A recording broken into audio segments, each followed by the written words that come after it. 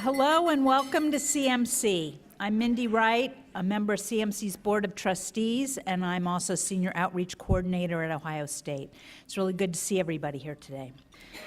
Today, the Columbus Metropolitan Club presents our public monuments, statues, history, and political correctness. Please help me thank our partners today for today's forum, Columbus Landmarks and the League of Women Voters, Metropolitan Columbus.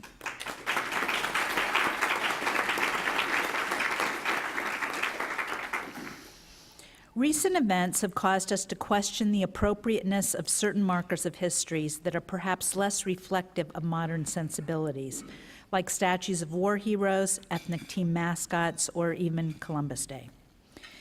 Winston Churchill stated it baldly, history is written by the victors, and at the very least, we each see history through our own combination of experience and values. And yet, how can history teach us crucial lessons? Let's invite our experts to weigh in. Won't you please help me welcome sculptor, former provost, and vice president of academic affairs at CCAD, Kevin Conlon.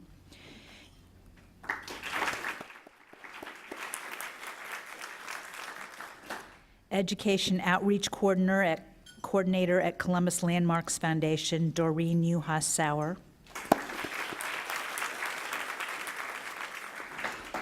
Associate Professor of History at Ohio State, Hassan Kwame Jeffries.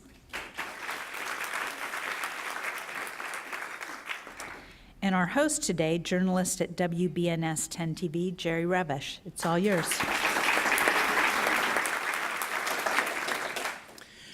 Well, good afternoon, and thanks for being a part of our conversation today. I was thinking about symbols. When the September 11th attacks occurred, there were symbols that were taken down. The Twin Towers, a symbol of financial might of our country. The Pentagon was attacked, our military might. And that third plane that landed in Shanksville, crashed in Shanksville, some say was heading toward the White House. Another big symbol that our country reveres. So they were trying to destroy some symbols there. We think about the Persian Gulf War and the fall of Iraq and the statues of Saddam Hussein coming down. Symbols. So now it's coming back to our country as far as this dialogue about symbols and what they mean to us and what we ought to do with them. After the spontaneous removal of the Confederate statues in cities around the country following Charlottesville, President Trump tweeted this: "Sad to see the history and culture of our great country being ripped apart with the removal of our beautiful statues and monuments. You can't change history, but you can learn from it. Robert E. Lee, Stonewall Jackson, who's next? Washington, Jefferson? So foolish. Also, the beauty that is being taken out of our cities, towns, and parks will be greatly missed and never able to be comparably replaced." And from that tweet and that conversation, we have this conversation today where everybody's got a position. And as we start out today, I just want to get some reflections from each of our panelists today. What was your reaction to the president's comments there on these symbols, these statues, monuments, in jeopardy now? We'll start with Kevin Conley. I always like to look at the motive, intentions, and the agenda sort of being driven by comments like that. And it's not as simple as one would think to ask yourself, is this an appropriate representation of our past? It's a decision that needs to be made, I think, by the community, both local and national. But I think that there's been a lot of conversation lately about the idea that, and why we're having this conversation today, I think, is the divisiveness that's being created, the chaos that's being created through comments like that that sort of pit one side against the other. I think we need to look at the motive for that. Dr. Jeffries. Well, the historian in me wanted to look at the motive and agenda of those who erected these particular monuments in the first place. We know that it's specifically dealing with Confederate monuments. Most of them were erected not during the Civil War, not immediately after the Civil War, but during the Jim Crow era and in response to the Civil Rights Movement. And I think that says as much about rewriting history than anything that anybody comments on with their fingers today. Doreen? Well, fortunately, we're like the three bears up here, and I can say I agree with both of my colleagues. And I can take the position that it really is about both sides. It's about why the monument was there, and then who is using it to their advantage, or for what purposes are they perhaps commenting on it. Is it a distraction? Is this a sincere comment? Is it from someone who's knowledgeable about American history? I kind of leave that for you to also think about. I think that monuments are less about remembering, and they're more about forgetting. And that is part of our problem in trying to deal with the interpretation of them, or what we do with them. And I can understand where it's frustrating for people. However, I guess that's part of what we'll talk about. So are we rewriting history with this move to remove these statues in some areas of this country, or are we correcting history? How do you all feel about that? I'm going to jump in here on this one because I really think that you have to go back and look, as Hassan has said, as to the motivation. Is the statue of Robert E. Lee that was erected for the greater honor of the lost cause many years after the Civil War. And you have to remember the first actual memoir of the Civil War with any reflection is Ulysses S. Grant on his deathbed, and Jefferson Davis 20 years later. It's not like these things were pouring out into the American press with popularity. They're coming out at another time of extreme heightened segregation in our country, and the ironies just abound. But is that statue so powerful that it couldn't be placed somewhere where the interpretation happens? You compare it to the monument in Camp Chase Confederate Cemetery, which is actually was erected by a Union soldier, a Union veteran, who had no love for the lost cause, no love for the Confederacy, and what he really wanted to do was just simply to mark that we are Americans, which is why it was a unifying factor, which is why that monument reads Americans, and quite honestly is not an identifiable soldier. Well, I think we certainly have to take the Confederate monument issue really sort of on its own terms, because it is somewhat unique, in part because of when these monuments were constructed during this Jim Crow era, 1890s to the 1950s, because they weren't benign in their purpose. They were, and they're not celebrations of lost soldiers, per se. Right. It's not a surprise that so many of them are to the generals. I wonder when our president talks about the generals, which ones he's talking about. To Robert E. Lee and Stonewall Jackson and these others, designed and intended to send a very specific and clear message to African Americans that this is about white supremacy, and this is about keeping African Americans in a position of subordination. That was the sole purpose and intent of them, and they were clear about them. Stone Mountain with Robert E. Lee, Stonewall Jackson, and forgive me, I'm forgetting my Confederate history. Jefferson Davis, how could I forget, right? I try to block it out of my mind. Jefferson Davis, I mean, this was, not only United Daughters of the Confederacy, but the Klan. The rebirth of the Klan happens at the foot of Stone Mountain, and that Stone Mountain, that celebration isn't completed until the 1960s, 1970s. So you talk about when 9/11 and the Twin Towers go down, they are erected at the same time as we're completing Stone Mountain. I mean, that says as much about sort of America, the South, at that particular moment than it does about America in 1865.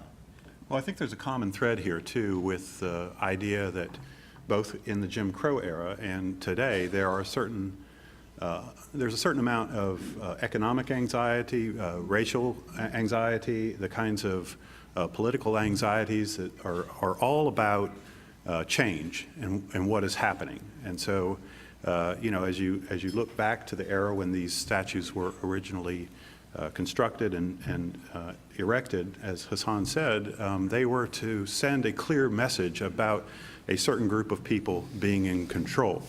And preserving that now, some 50 years later or 60 years later, is again about preserving a certain amount of control.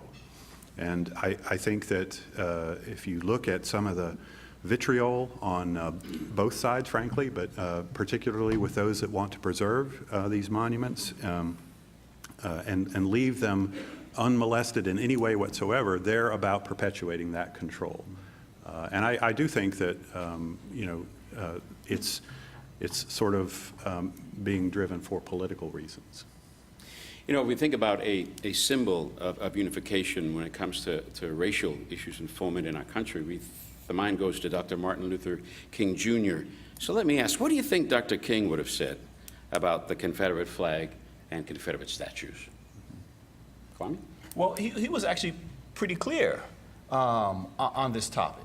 I mean, he speaks, in I Have a Dream, his most famous, most quoted speech, 1963, from the Lincoln Memorial. I mean, he talks about, sort of Stone Mountain, Georgia, right? I mean, he has a very clear sense that the past is the past, and that what those who were opposing him, who were opposing civil rights, who were opposing extending equality to all Americans, were very much about stopping change. The reason, in part, for the motivation behind putting these statues forward, the celebration of the Confederacy then, was about preventing change. The reason for the Civil War was about preventing change. And the reason why you're having, I think, I would argue, many people today, or at least those who don't want to accept, don't want the removal of these statues, don't want reinterpretation of these statues and monuments, is that they don't want change, right? And the way we move forward as a society is to embrace change, right? And that's how we've gotten forward. Lord knows I wouldn't be sitting here if the other team won in 1865, right? So in that sense, I'm all for change. Doreen? I think part of this also is just that we don't know much about the monuments that are before us. And I don't mean just the Confederate statue. In some states, the erection of the Ten Commandments on the courthouse lawn was fought over as if, forgive me for saying this, but as if God himself had placed them there, from Moses. And people don't realize they came as a result of the movie of Hollywood, the movie The Ten Commandments, where the studios gave away those monuments to be placed on the courthouse lawn. And so they're fighting for essentially a prop from a movie show. Everything has sort of a mixed bag to it. The idea of Columbus, for instance, being whether we get rid of the name of the city or the statue that, let's take the one at City Hall. It has to be my favorite, and I say that with quotes around it, statue, because any statue that has size 22 shoes is not forgettable. And so if I start tours from there, I don't even have to name him. I just say 22 size shoes, and people know where to gather. That he's named by an early pioneer who actually, here we are right outside the river, was a boatman in Columbus in about 1812. We are the frontier of a second revolution with Great Britain. It's sometimes called the Second American Revolution. And so you looked for those people you could associate with a country that had no history yet as to who you were going to name things for or whatnot. Those of you who go to the Kelton House, very much an icon in Columbus, Fernando Cortez Kelton, the man was from Vermont. This is not, some Spanish legacy here.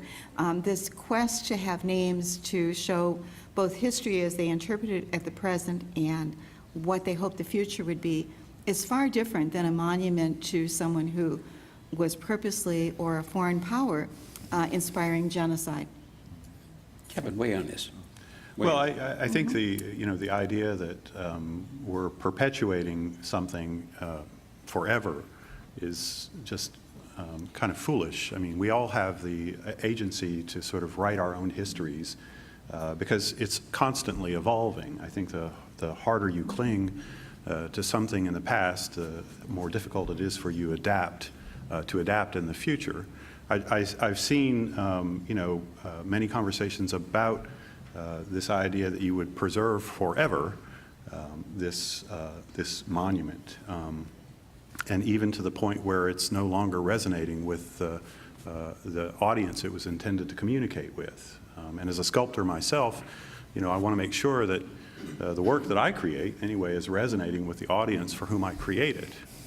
I think one good example, not my own, Matt Moore just recently installed his sculpture. He's a professor at CCAD at the Convention Center called As We Are. It's a highly interactive digital sort of selfie, but it has this potential to communicate the really remarkable diversity that we've become here in Columbus. I mean, if you think about it, it's just a remarkable way to sort of talk about the issues of identity, the issues of community, and I think that as a tool for talking about the way things are, that's a much more relevant presentation. It seems like our country is just kind of rife with a lot of racial tension. And this debate we're having today, or this conversation we're having today, is kind of indicative of that. Recently, we saw the Dove commercial, right? The black female pulling the sweatshirt up, and she becomes a white woman. And I think we didn't see the rest of that, but the white woman pulls that up, and it becomes a Latino, and then pulls it up and it becomes an Asian. I haven't seen the whole ad, but I understand that that's what it was about. What was it about that ad, Kwame, that struck a chord with black people? Well, look, anytime you have black people turning white, it's going to cause a problem. but there's really a longer history, and it's problematic. There actually is a long history in sort of American sort of corporate culture, particularly in the soap industry. This is what makes this so ridiculous, of selling soap products by demonstrating and showing in newspapers and advertisements how effective these soap products can be by turning black people and black children white. So this wasn't just a one-off thing, right? I mean, this literally is a centuries-old sort of advertisement. And it boggles the mind that you could have somewhere, well, actually it doesn't boggle the mind, but that somewhere in corporate America that somebody says, oh, this is a wonderful idea, right? So either, one, you don't know the history, which is problematic, because... I think that's a reflection of the lack of diversity on certain corporate boards. Absolutely, and absolutely. There's a lack of input from people that need to be saying, that's a stupid idea. Mm-hmm. And one, it's helpful if you have a diverse board, people of color in this sense, would help. Two, it would help if you know the history, because part of the problem is not only do we not know the history of these monuments in this context, but we also don't know the history of this kind of racialized advertising. But it's also like this, you just shouldn't have to have in the 21st century a black person in the room to raise their hand and be like, excuse me, white people, right? Like you would think in the 21st century that we would hope to have, we would aspire to have a greater sensibility, that even in a room full of, a corporate board full of white men, one white man would stand up and be like, you know what, we may want to run this by somebody, right? That we're at that point. Unfortunately, it appears that we're not at that point. Well, and I think we're so ingrained in that. I think about 6 years ago, there was a poll done of 2,500 Americans about what was the Civil War about? Why did the North and the South fight each other? And 2/3 of the white respondents in the 11 states that made up the Confederacy all responded it was states' rights, when clearly Lincoln did not say it was states' rights. James Madison before him had said, you know what, the whole problem with the Constitution is not about small and large states, it's about the North and the South and the racial line that defines them. And just as the Founding Fathers, bless their hearts, were planning a little time bomb in the Constitution, and it came about within 100 years. We're sort of in that kind of a cycle again. I collect American history textbooks. I know, boring, and but they tend to be from the 19th century and early 20th. And I used to use these with my students. Look up what they said the Civil War was caused by, and they would almost invariably say states' rights, and they would go through the whole thing. And you can take imperialism. You can take any one of the kind of the pressure themes that you're looking for, and you start to realize that generation after generation was taught that same thing.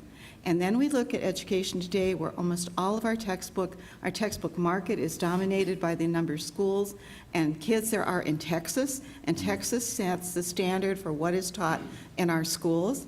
And then we look at state standards, and I just finished chairing the Social Studies Content Advisory for K through 12, and I was reminded again, what is the most controversial period in American history that relates directly to the monuments today is Reconstruction. When is Reconstruction taught? It is taught the last 6 weeks of the 8th grade when the proficiency test is already over, meaning there will not be one question on it. And then you wonder, would it be any surprise when Americans woke up a couple weeks ago to find that 54% of them didn't realize that Puerto Ricans were also fellow Americans?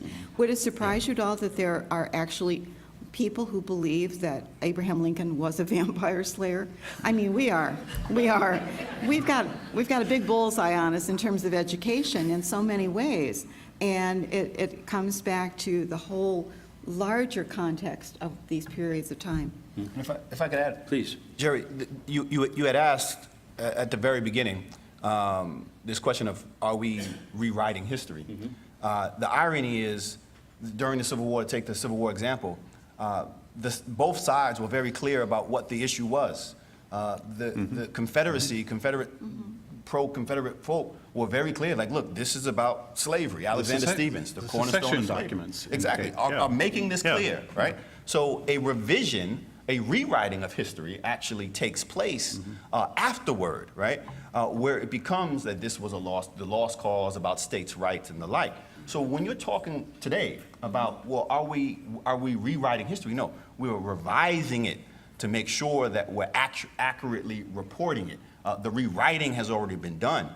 This has been a process that's been going on, specifically about the Civil War and Reconstruction, for over a century now, of actually trying to get it right, as opposed to memorializing something that is incorrect. I want to jump in with something that Doreen mentioned, this sort of division between North and South. And part of this comes from a perspective that I have as somebody who was born in Ohio but grew up in Mobile, Alabama. And yes, I have a split personality about that sometimes, but that's a whole nother conversation, so we won't go there just yet. I do think that more than just racial lines, it's economic lines that we're talking about. And I see the stress being created right at the time when the South, speaking of Reconstruction, has begun to rise in a way that has a lot of economic power. And at that very moment that it's beginning to realize its economic power, it's being undercut by things like offshoring and automation that are sort of helping to create a new layer of economic anxiety about their future. And I'm just speculating here, but I think that there's always going to be some sort of tie between the anxiety a particular group feels and how willing they are to sort of dig in their heels to the kinds of change that they face. And I think the economic changes here, in addition to the racial issues and the shifting of the demographics to be a much more diverse place, I think you're seeing that being played out by certain politicians who are willing to pit one group against another for their own political advantage.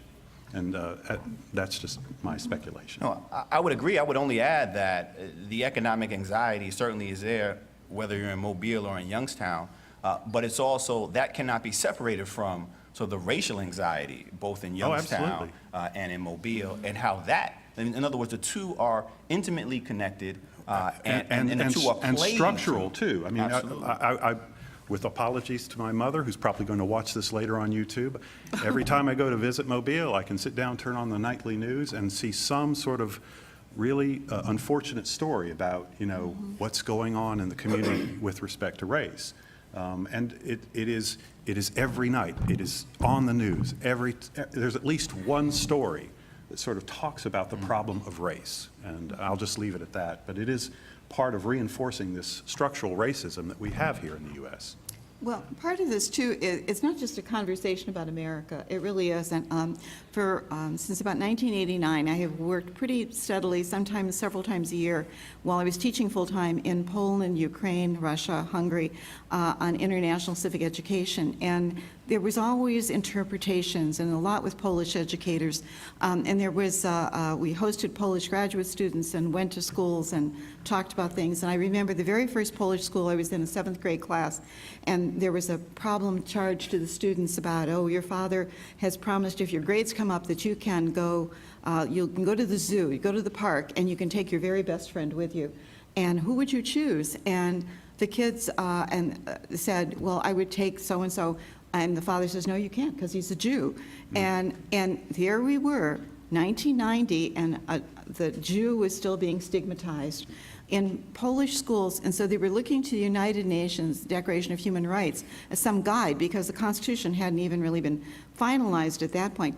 And so for those people who were more sympathetic, I want to say, there were 2 or 3 schools of thought. The more sympathetic would say, I wish the Jewish population was still here because they were, and they use this word, exotic. A second group of them would say, you know, I am so sorry it happened, but we Jews were victims too. And then the third group, you know, was probably along the more traditional sort of line of thought, kind of almost ignoring it. But once you start, and it took a little while here, once you start referring to other people as exotic or the other, you're already going down that road to perdition as to how you're going to see them as possibly equals. And so in times of ferment and political discord, this is really amazing. So for Jewish people, the wake-up call came when there was actual proof that a small Jewish rural village had been set upon not by Nazis, but by other Polish people who were, in effect, acting not as de facto agents, but to get in good with that power structure by the burning of everyone in a barn. And from then on, Polish history was never going to be taught the same way again. And so when we come to these things, these moments, I think this is good. I mean, we can't avoid it, and I think the best we can do from it is figure out what we can do. So I want to add one just quick little last piece. So I worked with students in Warsaw with the Civic Education Center there, and they were teenagers, and they were faced with all those gifts of the Soviet Union, you know, the ones from Stalin and the ones from Lenin and heaven only knows who else. And socialist realism art, I mean, sculpture can be so provocative. And they were all starting to scrap them. This was Saddam Hussein. You know, knock it over, kick it a few times, feel better, walk on. And the students said, no, this is not what you do. What you do is you gather them together, you put them in a park, you have explanation, and you invite artists and new sculptors to come in and give their interpretation of the joys of Stalin next to the statue of Stalin. And that has provided a lot of the guideposts for how this is dealt with in other countries. And I think we can learn from other sources as to how they've dealt with very hard times. Yeah, I think that the provocation that we are faced with now could be a good learning experience for us to be able to use the conversation as a learning tool. I mean, already it has begun. You just have to sort of manage the expectations of both sides and try to move towards the middle. This country was built on compromise in many ways, and right now I see you know, certain political agendas that are intent on preventing us from finding a way to compromise that would have these sculptures, these monuments, either more informed about what their original purpose was, so that there's some sort of educational text that accompanies them, or they're put in a location where that history is contextualized within a museum. I think there are options here, but you know, to stake your ground and say absolutely no change whatsoever is to deny that the fact that the sands of time are changing everything from under your feet as you speak. I want to stir the pot up just a little bit here. Oh, good. Wouldn't honoring a vanquished foe, like the Confederacy, be the same as honoring the Third Reich? We haven't erected any statues honoring Nazi Germany, have we? No, but if you go to France and you go to the beaches of Normandy and you go to what is very sacred territory, I think, for World War II, And for veterans who are there, you will note that there is, in fact, a German cemetery. And the German cemetery is small because they weren't given as much land by the Allies, and they all have the same very, I want to say, Teutonic-looking cross on them. It's very dark and very somber, and but the fact is that every year German students, high school and college, will go there to tend the cemetery, and they just do simple maintenance and cleanup. This is not necessarily putting flowers on everything, and they do it because that's how they want to show respect for a loss of life and perhaps a path that many people would not have wanted that country to go down. But they do it out of the respect for the dead, whatever the cause was, which is exactly how Camp Chase comes into being. And yet, it would be easy to interpret that as some other kind of monument, but it's particularly laid very clear. It's just like the birthplace of Hitler was not saved because you run the risk of making the vanquished the martyr. And at that point, that's the lost cause all over again. But a cemetery is one thing. I think the equivalent wouldn't be a cemetery where you actually have dead who lost their lives in battle. The equivalent would be 70 years after the battle, today, now saying, you know, in front of the courthouse steps, we are going to erect a statue of Adolf Hitler. Right? Like, that's the equivalent of where these Robert E. Lee and Nathan Bedford Forrest statues, the equivalent time frame from the war and the purpose.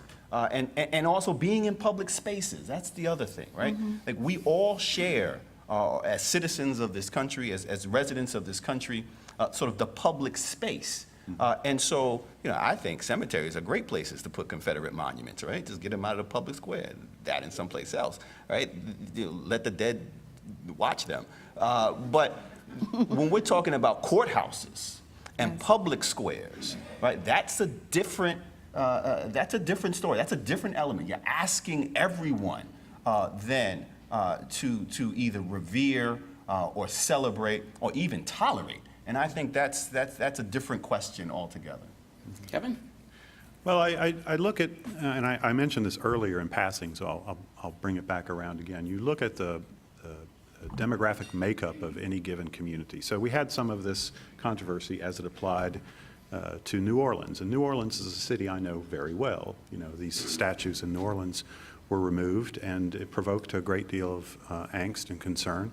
But the demographics of New Orleans is that there's a tremendous amount of diversity there, and it was only a very small percentage of the population that was sort of digging in their heels at the idea that these statues would be removed. So I really think that, you know, you have to turn it over to the community to make decisions about what it is that they feel is appropriate for their public spaces. We were talking about it at the table, and I guess this is an issue that can be legislated. We can't expect the State House or Washington to decide this for us. So who should decide? Should it be the local community, and who within that local community gets a voice? Well, good luck with legislation. I think getting anything passed these days is going to take a minor miracle. Again, I don't know the answer, but I think that the provocateurs are part of the problem. If you know, reasonable, sane people are willing to get together to talk about what is a solution that both respects and honors the sacrifices that a certain lost cause made, but also is respectful of the fact that, you know, that lost cause was completely inappropriate, wrong, and injured a number of people and should not be glorified. I don't know what the answer to that is. But, you know, the problem is that the conversation is being driven by the extremists on both sides who are trying to advance a particular agenda, usually for political purposes. And I think most Americans, frankly, are not on those polarized sides. They're somewhere in the middle. And I think, you know, if we're smart about this, the provocation that this controversy has created will start waking some people up. I think you're starting to see that in the political sphere, and I'm grateful for it. I don't know whether it will result in any legislation that will, you know, sort of codify the removal of these statues, you know, but I do think that it's good for stimulating a conversation. I would like to think, and here I have to respectfully disagree, I would like to think that there is sort of an equivalence on the spectrum, but I just don't see it that way. I don't see those who are asking for the removal of these Confederate statues as being equally extreme as those who are insisting that they remain. No, that's fair. That's fair. I agree. I'm sorry. I didn't mean to be interpreted that way, so thank you for clarifying. All I can say is I remember what happened when students of Nathan Bedford Forest High School, predominantly a black high school in the South, woke up to find that that was the head of the Ku Klux Klan and founder. What that did to that high school when they tried to reevaluate, what do you do with this cherished kind of high school institution named for someone who clearly was being honored at some point and not to be forgotten, and now the population has changed. I believe really this is not a legislative matter, and I also don't believe it's a simple solution. It's not calling a community forum together or even a Columbus Metropolitan Club forum, and then at the end of it we all vote and decide. This is has to be a continuous conversation that goes on, and there is no one possible final solution for all of it, but the conversation itself, the journey, may be more important than the destination on it. Because without memorials, we are sort of like orphans. We're orphans in history. But with a conversation, we at least are humanized orphans in history and can make probably better decisions. And it does come back to education.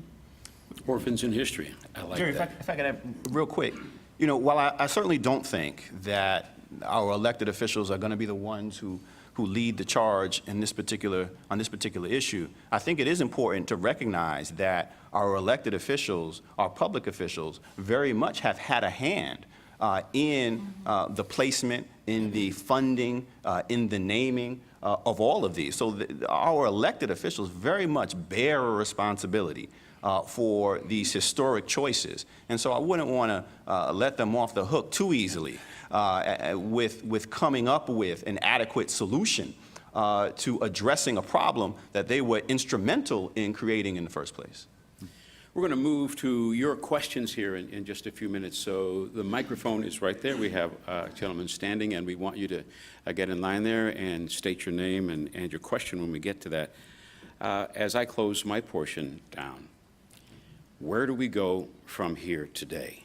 We've heard a lot of conversation about the problem, some about what I think you're bringing me as the solution. Where do we go? How do we decide? We're standing in front of the size 22 shoes tomorrow of Christopher Columbus, and we're going to make a statement about whether he stays or goes. What would you say? Doreen. All I can say is that you'd have to know what we gave Genoa, Italy, to know how strange that was. So perhaps somewhere in Genoa they're going, why do we have that installation, that sculptural installation? As I said before, I think we keep the conversation going. One thing for me about public art and doing interpretation when I work with the Columbus Landmarks Foundation and tours and things, what I do like about public art is that it's not so much that it's commemorative, but that it makes you think, and it's reflective, and it keeps that conversation going. And so I don't see people out there protesting in front of William McKinley's monument in the State House, even though the man at one point infamously said, yes, we should take the Philippines because we have to make them Christian, and they were already Catholic. You know, we have to sometimes pick our battles, but I think this is an important battle, and we keep that education going. I don't think there is a definitive answer to be had. I love Doreen's idea that, you know, you keep the conversation going. As an educator myself, that's what you do as an educator, is you keep conversations going. And it's through that conversation that you learn more about yourself, you learn more about your place in the community and the community that you live in. I don't think that there's going to be a definitive answer right away. We will evolve to that as long as we stay, you know, cognizant of the fact that certain people are partisans in this and they're trying to drive it a particular way. Sir? I think you just got to remove the damn things. Right? Look, this is, if you're going to have, a conversation is fantastic.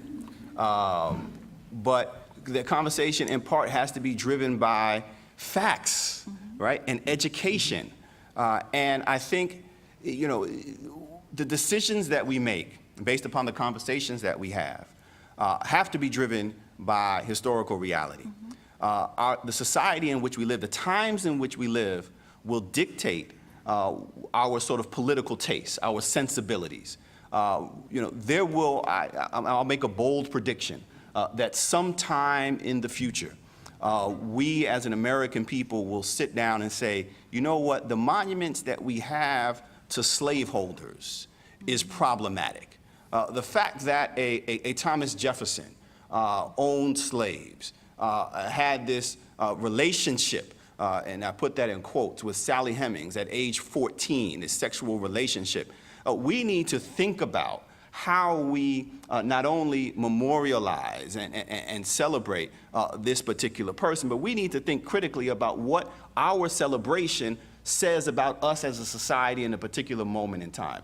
We're not at that place. We can't even deal with those who were traitors, right? Let alone the founding fathers, right? So, but I think it is sort of reflective of where we are in society, right? But that conversation that we have to have, that we are having now, that this is a part of, has to be rooted in truth and evidence, and not just sort of in the political extremism of one side or the other, but certainly a side that's not rooted in historical fact. Yeah, I think that's a given. I would hope that, our conversations would be based in fact and not in alternative histories or fake news or anything else that might be the common term of the day. It is a touchy subject, and there is going to be no quick answer, and you're not going to convert those who are unwilling to be converted, but you do have to have the conversation. Thank you. Let's go to our questions on the floor. Sir. Okay. Good afternoon. Great conversation. My name's Todd Kleismith, and I recently saw David McCulloch speak in Ohio. He's one of one of the nation's best-known historians. He frequently laments public ignorance relating to history and speaks on that topic frequently. Anyway, he had a real interesting take on this. I just want to see what the panelists' reaction is to it. He said that I'm less concerned about the monuments that need to come down. Let's talk about the monuments that need to be put up. And I just wanted to get the reaction of our panelists about that comment. Thanks. Who wants to start? Go ahead. No, go ahead. No, I was going to say, that's a great point, right? The absence, I mean, we're talking here mainly about sort of slavery and the Confederacy. We have monuments to those who fought to preserve slavery, and very few for those who fought to end it. Not only between 1861 and 1865, but who were enslaved and fought, Nat Turner, Gabriel Prosser, Harriet Tubman, and others, as well as those who gave their lives fighting for the Union, and abolitionists as well. When we get to, again, thinking about where we are as a society, at some point, I would like to think that we as a nation would say, you know what, slavery was a bad thing, yes, but an even greater thing than that is to honor those who fought against it. That even in that moment, we often sort of offer excuses, right, for the people of the past. Well, it was he or she was a man of, or usually a man of his times, right? Thomas Jefferson and George Washington and these others were men of their times. They were just doing what people did at that time. Well, in 1860, there were 4 million men and women who knew that slavery was wrong, and they were enchained, and they were enslaved. So when we get to a moment in time, I think it will be important that, and I hope we will, erect monuments to those who fought against injustice, who fought against slavery, not just in sort of the immediate civil rights moment where we're doing, but even back then at the founding of the very nation. Okay, thank you. Next question. Thank you. Thank you. I'm Jane Scott with the Metropolitan Club. Is there an opportunity, and I know you made a comment about maybe there is or isn't a role for legislation, but is there an opportunity for communities to create something akin to our historic preservation commissions that would accept applications for removal or addition of public art, public projects, old monuments, whatever, that maybe have outlasted or are inappropriate, and create a process for the community really evaluating this rather than communities seemingly to have knee-jerk reactions from one extreme to the other. It seems to me that this just screams for some sort of organized process where these things could be evaluated on their artistic value, their historic appropriateness, why they were put up, whether they're still valid and as to be put in a museum or to be melted down for something else. Doreen? I think that sounds like a question for a sculptor. I have my own opinion, but I'm going to defer on this one. Well, Columbus has several committees that look at public art, and I think there was an article just recently in the Dispatch about the future of public art in Columbus, but I don't think there's anything that looks specifically at existing statuary. I don't have an answer for you, but I think it's a great idea. It's almost like the question was asked and answered. I'm nodding my head thinking, yes, probably a good idea to at least formalize that conversation in some manner whereby all of the different opinions can, come out on the table, all the facts can be put out on the table, and the evaluation of the aesthetics, that's a little bit trickier because everybody sort of has their own idea about what what is beauty, what is artistic, what is aesthetically valuable. But I do think it's a great idea, so I would support that. Well, I do think the story behind a lot of our public art is just not known. And I think that helps to illuminate just what... Those are the facts. Those are the facts. What are the voices that actually prompted it? Right. To go back to poor William McKinley, now that I picked on him. I mean, he was, he was a product of a design competition, quite honestly. And his speech that is reflected on that public monument was the last he gave on foreign policy at Buffalo. But I'm more intrigued by the statues that flank him on either side because there's personifications.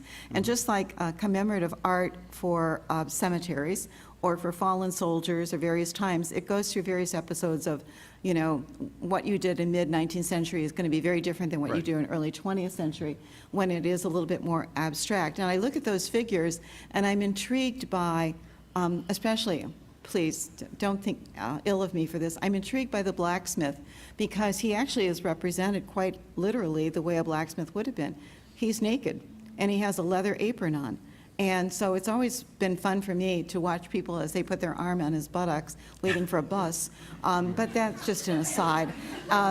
What I find fascinating about this is that he was a vaudevillian who played Columbus. And we know that from an old newspaper article. And so when he was here, he took the job of posing as that individual and then took a fee and then went away. And I find that as much as interesting perhaps as the sculpture about the need for vaudevillians to earn a little more money on the side. Well, there's a long history of memorials that have no personifications in them whatsoever. I think the most obvious example is Maya Lin's memorial to the Vietnam War. And so, we have a wide range of aesthetic considerations for looking at the value of any particular monument. I just wanted to throw that out there because it's not always about the representation of an idea through a person. It's representation of an idea through a variety of means. I would add only that I think it would be important that before we took the steps to get to that particular committee, which I think is actually a very good idea, that we had a Truth and Reconciliation Committee, very much patterned after what took place in South Africa, but it really at sort of local levels, right, community levels, like, okay, what is our role, what is our relationship, and so that we're getting this sort of common set of facts and knowledge, but then also in a very localized way. So not just about what are the facts connected specifically to the creation of this particular piece of public art, but what is the broader context out of which this art sort of emerges. Let's take our last question. And so when we look at how we memorialize those that we want to honor, we see cemeteries, we see artwork, it's even evolved to signs on our highways, and I can just imagine that that can even go to different places that we haven't thought about already. In the conversations that you all are involved in, do you believe that the conversation might result in a shift in our societal thinking about what method or process we'll use to memorialize people. It's an interesting question. As you were offering your question, which I think is a great question, you know, I thought immediately of sort of Google, right? I guess we all think of Google with everything, right? Information. But sort of Google and their Google Doodles, right? Where they are very far ahead of the curve in terms of who, as a company, as a corporation, Google memorializes, right? Very diverse, both in terms of political thinking, and as well as in terms of representation. You know, we could take a cue from Google, not in terms of elections, but at least in terms of who they memorialize with respect to how it reflects on the society as a whole. So thinking about, I mean, certainly 15 years ago, 20 years ago, we wouldn't have thought about sort of the internet as a place, the web as a place where we are sort of collectively, publicly celebrating our past. But that is one concrete example of where they are moving in a direction that is much more diverse, much more reflective of the community and sensibilities of the larger public today than it has been in the past. And the most obvious manifestation of that is, of course, social media. The most recent example I can think of is when the floods hit Houston after the hurricane. There was a terrific image of one of the first responders carrying a woman who in turn was carrying her child. And, you know, I even saw on some of the Facebook or Twitter feeds that somebody ought to make a memorial of that. And, you know, that in itself became a memorial, that particular tweet or that particular Facebook feed. You know, so there are all kinds of ways that we can confirm with one another our values and memorialize them in ways that are less permanent than a cast bronze statue that sits out on the public square for a long time and pisses off a bunch of people. And in case the little girl on Wall Street disappears, that's how she'll be remembered. Yes, exactly, exactly. We're in the hands of our presiding officer now. Well, I hope you all enjoyed today's forum. I found it really interesting, not only your ideas, but you guys worked really well together as a conversation. We encourage you to continue the conversation with coffee and cookies in the back. You can view and share today's forum and all of our forums on CTV Columbus Television, on WOSU and PBS affiliates statewide through the Ohio channel, and anytime on CMC's website via YouTube. So again, let's thank our speakers, Kevin Conlon, Doreen Yuhas-Sauer, Hassan Kwame Jeffries, and Jerry Ravish.